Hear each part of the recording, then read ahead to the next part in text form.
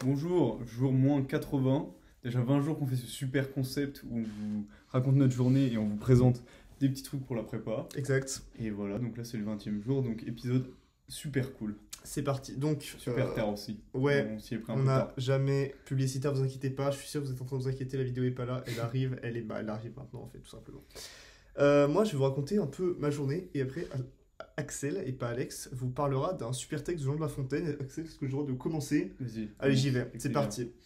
Donc aujourd'hui, journée de jeudi. Jeudi, on a plein de cours. On a notamment des maths, suivi d'histoire, allemand, un peu d'anglais. On a le cours d'entretien. Qu'est-ce qui était vraiment cool aujourd'hui? C'était la reprise du DS en fait. Le prof de maths nous a fait une reprise du DS au tableau. Il a tout expliqué. Enfin, lui, ce qui se passe dans sa tête en fait quand il voit le DS. Donc c'est sûr que quand il en parle, ça paraît hyper simple. Mais ça permet de mettre au clair en fait toutes les idées que nous on a et qui sont pas forcément organisées. Et moi, ça m'a vachement aidé. Donc ça, j'ai pas encore commencé à le reprendre. Je le reprendrai demain soir. Mais ça, c'était vraiment quelque chose qui, je pense, m'a fait progresser. De voir comment il réfléchit sur le DS comme ça. Et puis sinon, le reste de la journée était tranquille. Ouais, beaucoup de maths en tête. Ce soir, j'ai fait pas mal d'exos sur les. Je sais même pas comment s'appelle le chapitre. Comment s'appelle le chapitre? Les estimateurs. Les estimateurs. Donc voilà, truc de malade. Axel essaie de m'expliquer la vie un peu sur les estimateurs. Je suis en train de faire un petit exo de flèche. Ça parlera à ceux qui connaissent. Puis voilà. C'est fort. Et puis. C'est fort pour Paul. Non, moi je vais essayer de le finir avant ce soir. Là, je suis presque au bout.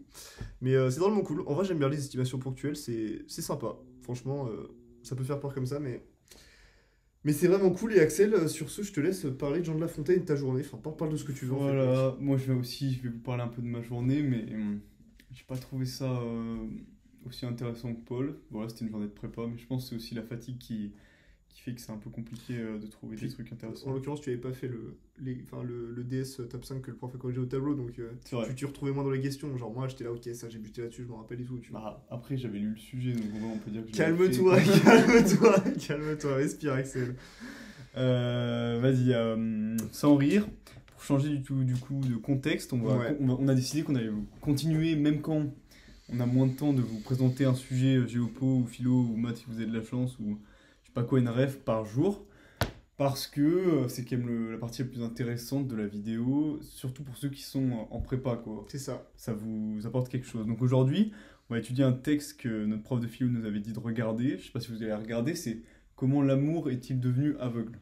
Vous savez, il y a une partie des représentations du petit Cupidon, de l'amour, qui était, je crois, avant le XIIe siècle, qui n'avait pas du tout les yeux bandés, et à partir de là, c'est devenu plutôt bandé. Ah. C'est très... Ah ouais. Ouais, non, mais ça, c'est stylé, moi, je savais pas, tu vois. J'apprends des choses en vidéo aussi. Ok, et comme Paul bosse son cours, il a bien sûr retrouvé ce texte, fiché ce texte. Bien sûr, c'est Et dans il- mon drive. J'ai juste besoin de le relire. Là, je sais tout dessus. Et donc ce texte se trouve du coup toujours dans le livre bleu, hein, Magie d'aimer. Donc Jean de La Fontaine qui au XVIIe siècle va un peu romancer comment l'amour est devenu aveugle, quoi. C'est Et donc stylé, ça. ouais, voilà. C'est assez cool et il explique qu'il est devenu aveugle parce qu'il a pris une flèche de son copain qui s'appelle Folie dans l'œil. Ça alors. Voilà. Et donc l'aveuglement de l'amour, ce serait donc dû à la folie qui serait un peu liée, donc vous pouvez jouer dessus, c'est intéressant. Je vais un peu être chiant, mais il a pris une flèche dans un seul œil. Non, les deux, je crois.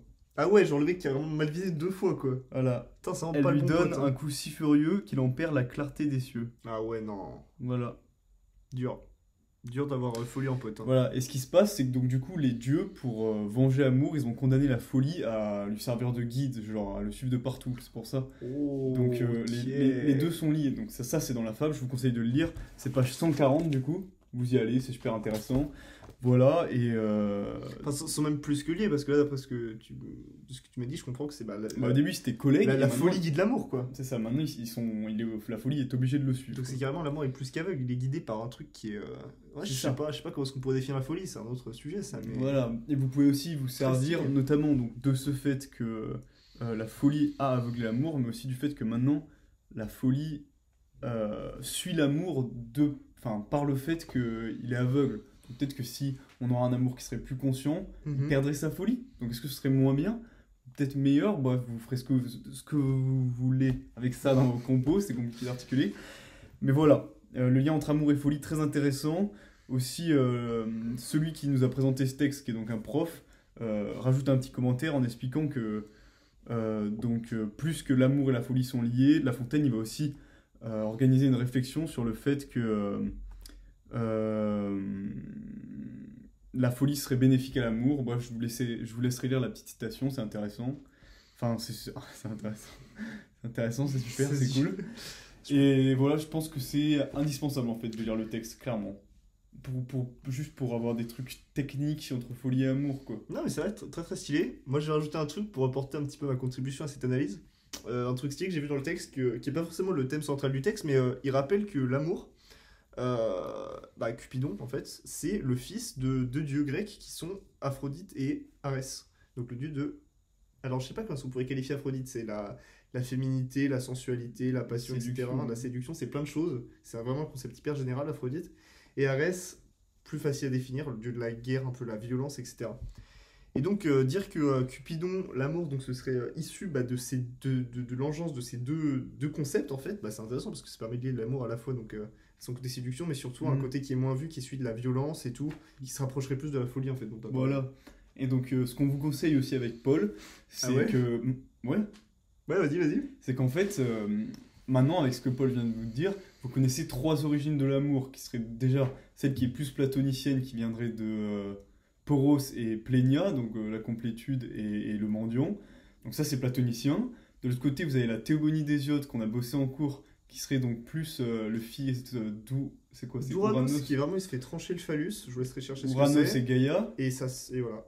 Et donc là, vous pouvez jouer sur le côté unificateur, alors qu'avant, sur le côté un peu bipolaire de l'amour. Et avec cette 3e définition, vous pouvez jouer sur carrément le côté violent de l'amour.